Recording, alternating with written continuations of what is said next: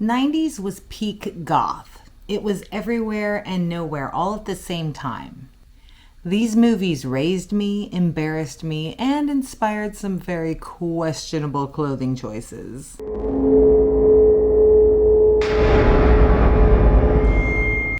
I was a late teen in the mid-90s. Too old for teen angst, but too young to know any better. And some of these films I worshipped, some I rolled my eyes at, but looking back, they all have this 90s goth theme going that absolutely encapsulates an era. I look back at them now and I love them in a whole different way. So let's start where every goth conversation about the 90s movies goes, with The Crow. We must have watched this movie hundreds and hundreds of times. And it wasn't just a film, it was like a soundtrack, it was a mood. It really defined like that 90s goth generation. And with Brandon Lee's death, it definitely gave it a lore that made it extra special. But of course we also poked fun of the movie as well. Because, I mean, that's what we were. That's what goths do. We'll all worship something one minute and then roll our eyes at it the next, right? Like Crow cosplay, completely unacceptable. You'd get the same reaction as if you had just called someone goth to their face. Back then, it was like, excuse me, I'm a what? Somehow this movie managed to be something that both defined us and was something that we pretended that we were above. And if you do want a deeper dive into The Crow, I did do a whole video on the soundtrack, and I'd love to hear your opinion on what the gothest songs on those soundtrack is. So after The Crow, the next big moment for goth in movie cinema seemed to be Interview with the Vampire. So before cell phones like ruled our lives in the 90s, we actually still read books. Like we would actually go to cafes and sit down and read a book. And of course we were reading Anne Rice. It was practically like a rite of passage or in like the book of required reading for being goth. You had to have read The Vampire Chronicles by Anne Rice. Think of it as like Twilight, but without the school cafeteria. So when word got out that they were making a movie out of Interview with the Vampire by Anne Rice, everyone was up in arms. Because they were casting Tom Cruise as Lestat, and no one could imagine Tom Cruise actually pulling off that role. It was like, could they pick anyone less goth to be playing this character? But as time has proven, his Lestat is totally legit.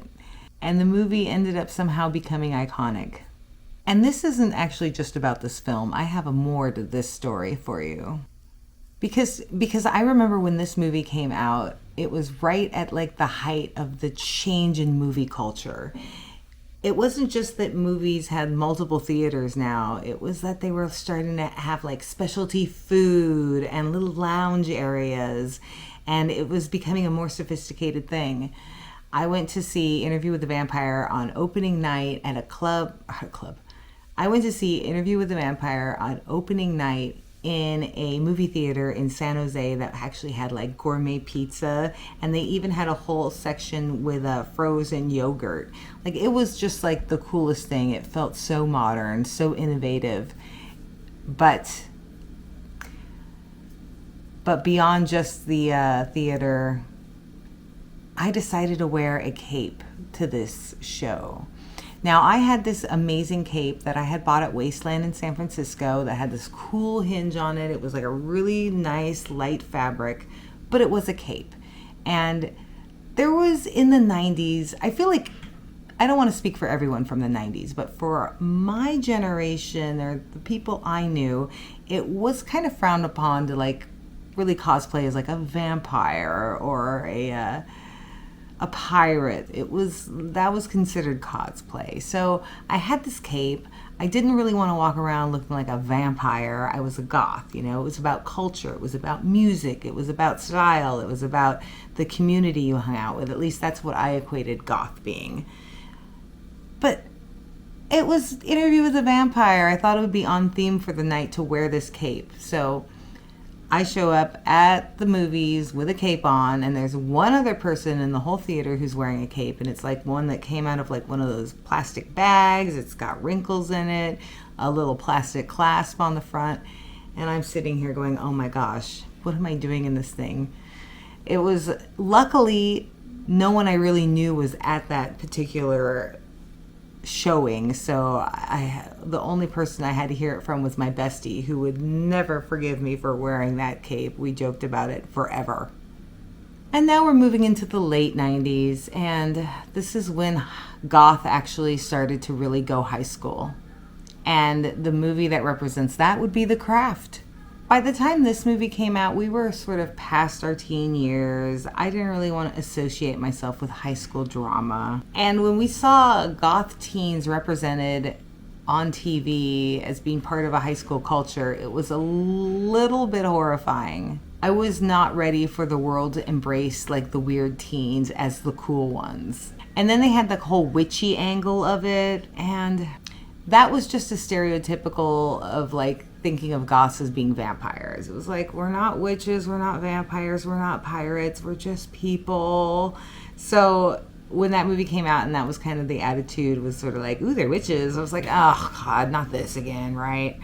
I can see as goth culture became more mainstream how people that were part of that subculture would start embracing the vampire, the witch, the pirate, and it all kind of became something that we would pretend we were not, now became something like, yeah, so I dress like a vampire, what? I'm goth. So yeah, when The Craft came out, we watched it, we laughed, and then we watched it again. But did we see ourselves as Nancy? Hell no, we didn't. But now that I'm an elder looking back, I wonder if I really was a Nancy. And by the late 90s, goth had kind of morphed into something a little more sleeker, a little more shiny. You know, industrial music was a little more popular. Everybody was wearing vinyl. Silver started to be a thing. Oh my God, not just silver pants, but remember silver eyeshadow? We would wear that at the goth club, no problem. Silver lipstick, hell yeah. PVC skirts and long coats, come on. That was late 90s goth. Suddenly the Smashing Pumpkins were showing up in silver pants and like moody eyeliner, and you're thinking, oh my God, what's happened to goth? So it had changed, it had evolved, and that's where The Matrix comes in. Visually, I think this movie sums up everything about late 90s goth culture. It's shiny, it's slick, it's silver. Club scenes full of sweaty existentialism. And that soundtrack was definitely the peak of end of decade energy. We had Rob Zombie on it, and as well as like The Prodigy, bands that clearly defined that moment in time. And I must admit, I was a little too snotty for The Matrix at the time. I love the story, I love the whole idea of this sort of what's real and what's not. But I remember at the time being completely unforgiving of the fact that they would over-explain what was going on. I mean, as I get older, I realize, you know, they need to explain things in movies. Sometimes they need to over-explain them. And the overall gist of the film, I really enjoy looking back on. So yeah, so I end up like focusing more on what I enjoy about the movie than all the kind of long monologue parts, because I'll just be checking out the visuals now and looking back, and as they keep talking, I'll reminisce on the nostalgia of that era. But here is my favorite memory of that movie for me. So every goth guy in the world thought Trinity was the hottest thing on the planet. And I just at the time remember being absolutely baffled. I just never understood the traction. I would look at her and go, but she's not wearing any makeup. Like, how? Guys like girls when they don't have makeup on? Is that even possible? Oh, I don't believe it. Apparently, teenage me could not possess any sort of attraction without my eyeliner on. I guess I had some hang-ups back then, but I always remember thinking that, and it makes me giggle to this day. A few other movies to mention. You know Tim Burton. He's the king of the goth movie culture, and we could make a whole video on the tier level of what is the gothest movie by Tim Burton. Let me know if you want to see that, because I definitely would be interested in diving to that and maybe calling out some movies that you necessarily wouldn't think were no goth ones, like the one I'm going to call out right now. Yes, 90s Tim Burton. Everybody's going to say Nightmare Before Christmas. I was going to say Nightmare Before Elm Street. Nightmare Before Christmas. Everyone knows Nightmare Before Christmas as being one of his iconic gothy films. Everybody's a Jack, everybody's a Sally. Great. Sleepy Hollow. Now, to me, that is the ultimate 90s Tim Burton movie with gothy vibes. It's smoky, it's vibey, it's historical, And I think it's like the best goth date movie. Maybe I think that because my husband, the other founder of Bones and Black, we watched it a lot when we were first dating, and it definitely had a moody, soft vibe. Tim Burton managed to distill goth into fog and mood and wetness and colonialism. I would definitely consider Sleepy Hollow a bit of a sleepy movie too, and I have managed to nod off partway through. But the atmosphere alone is enough to transport you to a different world, even if you're nodding off halfway through.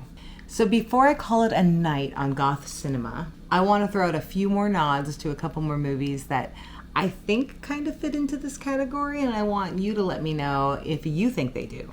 Bram Stoker's Dracula. Yeah, it's a little bit hokey, and it was a little hokey at the time, and it's hokey now, but like the visuals, they definitely capture that sort of 90s goth feel.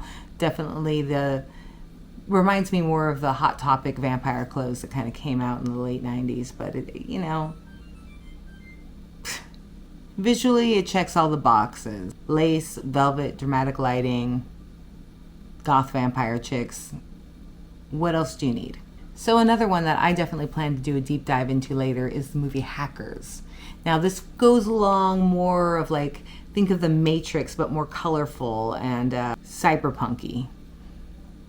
Some of the fashion in this movie is great. Some of the makeup in the movie is great. It's one of those movies that I didn't really watch in the 90s, but now when I look back, I feel like it is an iconic 90s movie. So, do you find that one to go into the goth category? Let me know.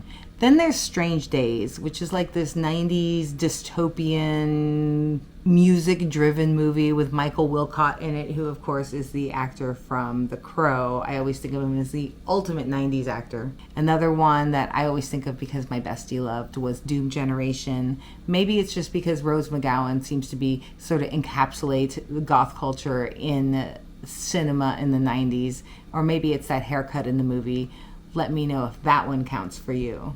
That one might not necessarily be a core goth movie, but I think it kind of falls into the realm. When I think about when I saw them or where my head was at, it helps me kind of think about what was going on. The musics, the clubs, the late night running around, the coffee shops we read books in. So these films are little time capsules of that period and that era for me. So now it's your turn. Do you agree or do you disagree? Am I missing any iconic goth movies from the 90s? Drop them in the comments. I want to know what other movies I'm missing. So if you're digging this vibe and maybe this shirt, we are a company called Bones and Black, making clothes and cultural nostalgia. So check out some of my other videos on the channel, and I hope to see you on the proverbial dance floor and at the theater.